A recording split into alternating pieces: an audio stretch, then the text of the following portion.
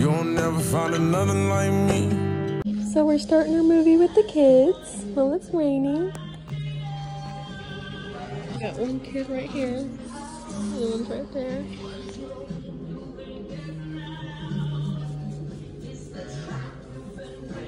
Boy.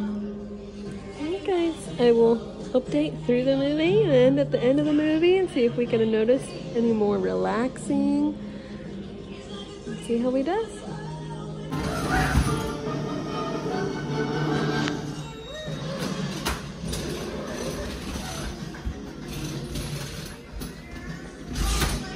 Good boy.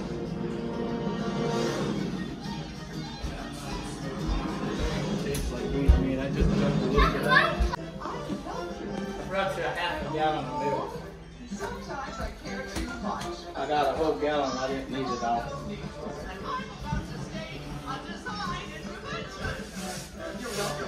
Good boy. See how fast he settles back down after Chris's grandpa just walked in here. Yeah. What? I don't know if I caught the last 2 or 3 minutes. His gun, his toy gun. Oh, really? Good boy. You guys are gonna start talking about the debate, so I'm gonna turn this off. But we've settled back down, so I'll be back. We're halfway through the day now. He's been pretty good just dealing with these guys and hanging out. We really haven't done a whole lot outside since it's been raining. So he does have a little bit of yawning and some of his panting, even though it's really nice in here. So, you know, some minor stress signs, but not the drooling that he was doing the first couple of days, which is nice. Just getting him to relax, hanging out. The kids running around startles him at times, so that's kind of an adjustment. When they're calmer, he, like, you know, he's able to relax and actually put his head down.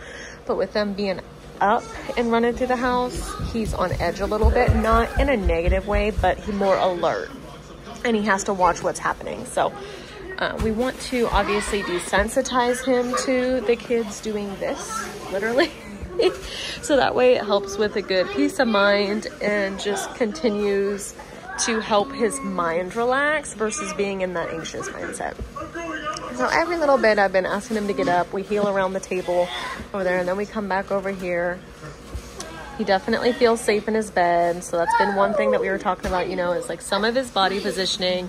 He'll get stiff at times.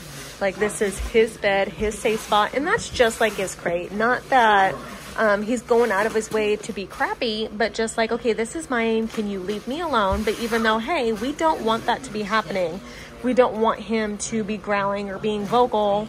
Give us signs, but hey, if I'm asking you to do something or I'm asking you to come out or I'm getting ready to gear you up, I need you to just kind of follow direction, not protest me, right?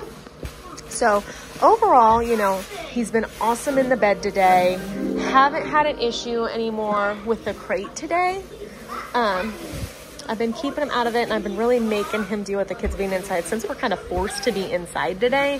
Typically we are always outside at least 80% of the day. When we're outside, if he's not doing nothing, he's out on his cable, being able to lay down, walk around, do whatever he wants and just dog, or he's out walking around with us. And so really his crate time is diminished to maybe 2 hours throughout the day and just at nighttime. And the weather this week has been in the 80s, so it's been wonderful compared to what it was last week. Oh boy. I have given him one of his white bones today, and he did eat it here, so that was awesome. I like to see that, huh? I did like to see that, huh? I think he's trying to figure out the whole atmosphere. So there's a lot of it that first week that I try to take with a grain of salt with certain things. I'm like, okay, this maybe not his, this probably isn't his full-time behavior. In being uncomfortable, he's going to give me different things by pressing the button, see what I'm willing to tolerate. If he can bully me, if he can get the upper hand, whatever it may be, especially since there's so much different stuff going on now. And then we got to find a balance. And of course, he's got to figure out who the heck these people are that are asking him to do all this crazy stuff and giving him, look at, I'm going to brush him again. Not from being outside. We went outside to pee and now he's all wet. Now it's all over my fingers. So trust in us, trust in the environment, getting used to everybody. Kids running everywhere is probably the biggest stressor so far. So all right, you guys, I'm gonna give this a break and I'll be back here in a little bit. So it's really not gonna be an impressive day. I'm sorry, but I just wanted to keep you guys in the loop of kind of him being here. Well, we're just movies in the rain and him hanging out, being a part of the family safely. So at least right here when I'm in the chair, I can have his leash on, I can relax, I can tinker on my phone, keep an eye on him, versus, and, you know, having him muzzled and dealing with the kids. I want him in a more natural state. I got my e-collar prepped and ready if I need it. So he's got his prong and his e-collar and his flat. Obviously, when he comes home in the house, he'd only have his e-collar on for control purposes. And then going outside, he'd have his prong collar on as your e-brake. But all right, you guys, I'll be back here in a little bit.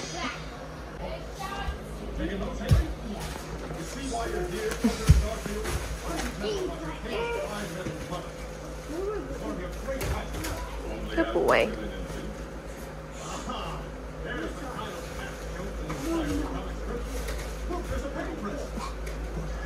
As he was playing with bubble wrap. Now that gun that he's got right there is very, very loud, so I'm sure it'll be a little bit of anxiety if that thing is charged.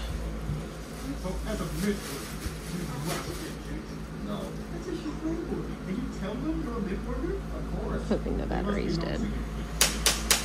Good boy. Good boy.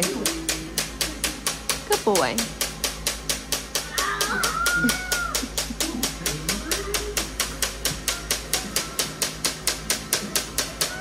Good boy. All right, that's not as bad as what I thought it would be. I thought he would definitely get up and be a little anxious with that. Or at least get up and move. And what's big, as I've noticed, is when there's a wall, he goes into avoiding, like I talked about on the one video, and he puts his head as close as he can to the wall to ignore other things versus looking at them. Like most dogs would be like right here trying to get to Wade, and he's, nope, I want my head as close to this wall as possible. And I got hair everywhere. And he really tries to just get out of what's going on at times. So we definitely are just going to monitor that. Hopefully that will turn more into a settling behavior. Bubby? All right, guys, I'm going to turn this off because this gun is annoying, so I'll be back.